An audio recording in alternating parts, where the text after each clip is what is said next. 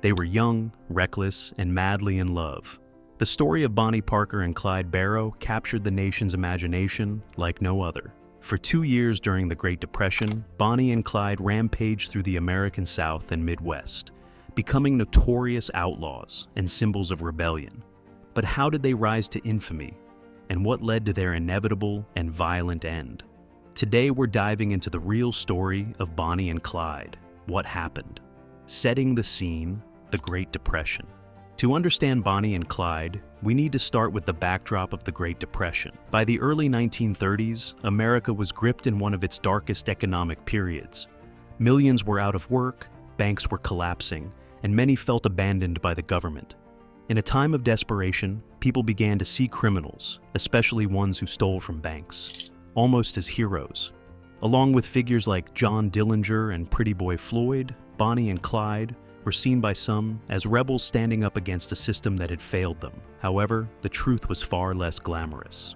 Clyde Barrow's early life. Clyde Chestnut Barrow was born on March 24, 1909, in a poor farming family in Ellis County, Texas. Growing up during tough times, Clyde was no stranger to hardship. His family was so poor that they lived in a tent for a while after moving to Dallas. Clyde was known as a charming and witty young man, but as he got older, his charm took a darker turn. By his late teens, Clyde began a life of petty crime, stealing cars and robbing small businesses. But it wasn't long before he started crossing paths with the law. By the time he was 20, Clyde had been arrested several times, and after a series of escalating crimes, he was sent to prison. It was there, in Texas's Eastham prison, that Clyde's life would change forever. Clyde's time in prison was brutal, leaving him hardened and vengeful. While behind bars, he was subjected to extreme abuse, which would instill a deep hatred for the prison system. In a desperate attempt to escape the abuse, Clyde even severed 2 of his own toes. By the time he was paroled in 1932, he had vowed never to return to prison.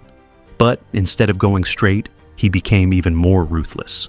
Bonnie Parker's life before Clyde. Bonnie Elizabeth Parker was born on October 1, 1910, in Rowena, Texas. Like Clyde, Bonnie came from humble beginnings. When she was just 4 years old, her father died, and her mother moved the family to Cement City, a suburb of Dallas, to find work. Bonnie was bright, loved poetry, and dreamed of becoming a famous actress or writer. Despite her small stature, she had a fiery personality and was known to be fiercely loyal to her friends and family. At 16, she married her high school sweetheart, Roy Thornton, but he quickly got into trouble with the law and abandoned her. When Bonnie met Clyde in 1930, she was already separated, but still legally married. The meeting of Bonnie and Clyde. Bonnie and Clyde met in 1930 at a friend's house in West Dallas. Legend has it that there was an instant connection between them. Bonnie saw in Clyde an escape from her dull life, and Clyde found in Bonnie someone who was just as daring and restless as he was. Together, they were unstoppable. Or so they thought. At first, Bonnie didn't participate in the crimes. She was arrested in 1932 after being caught with stolen goods from one of Clyde's robberies, but was soon released. However, after this brush with the law, she fully committed herself to Clyde, and there was no turning back. Crime spree across America. From 1932 to 1934, Bonnie and Clyde, along with several accomplices, terrorized the American South and Midwest. They robbed banks, gas stations, and small stores, often making off with only a few dollars. Despite the image of them as high-profile bank robbers, most of their heists were poorly planned and yielded little profit. Their heists were usually messy, violent, and unpredictable. Clyde was ruthless when it came to law enforcement, and as the crimes escalated, he began killing police officers who tried to apprehend him. This put them squarely in the sights of law enforcement across multiple states. The reality of their relationship. While Hollywood has often romanticized Bonnie and Clyde as a couple deeply in love, the reality was more complicated. Both were deeply loyal to each other, but the constant life of crime, running from the law, and lack of stability wore on them.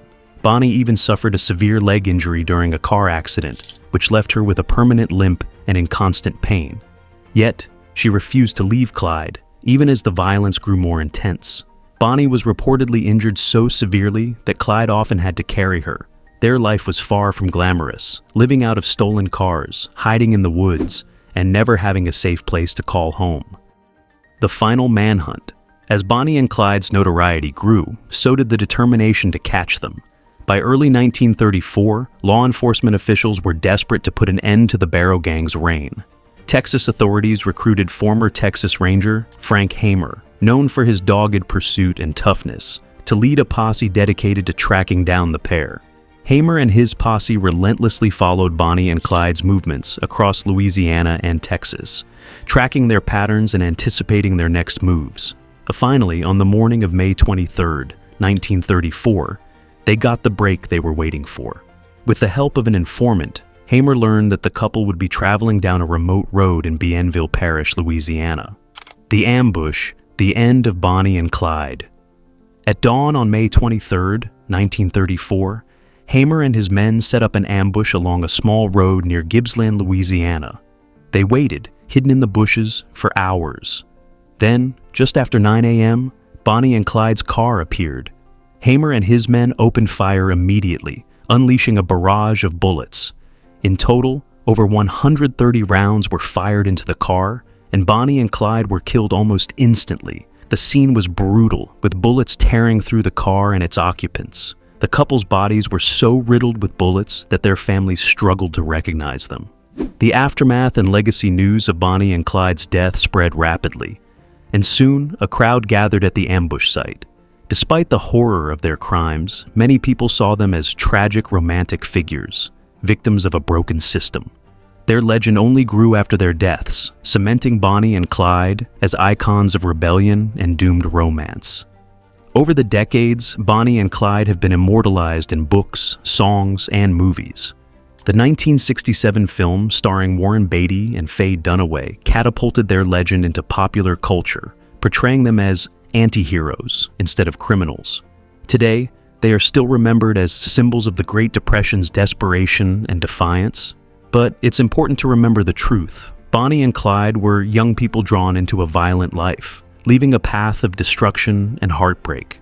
The story of Bonnie and Clyde is a tragic reminder of the darker side of love, desperation, and rebellion. In the end, they couldn't outrun the law, their pasts, or their own choices. Bonnie and Clyde wanted to be remembered, and in that, they succeeded. But their legacy is both a cautionary tale and a story of two people who dared to challenge everything. Thanks for watching. If you found this story compelling, hit that like button, subscribe, and let us know in the comments what you think about Bonnie and Clyde. Were they victims of their time or ruthless criminals? We'd love to hear your thoughts. Until next time, keep exploring history with us.